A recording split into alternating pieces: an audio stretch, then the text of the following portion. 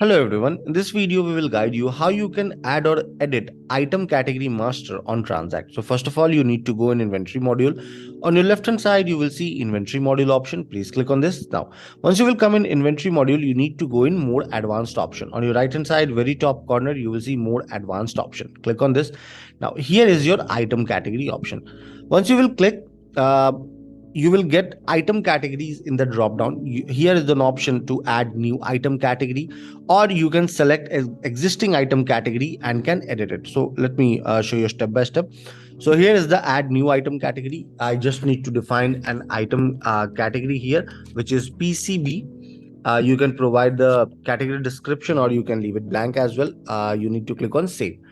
So this item category is added. Now, please check if I will go ahead and search for PCB. Here is the PCB. Now, I will select it and I can go ahead and make changes into that. So please check. I just edited it by putting A into this and click on save. Now, once I click on saved, this got saved. So this is how you can add or edit your item category master on TranZact. I hope this video will be helpful to you. Have a good day ahead.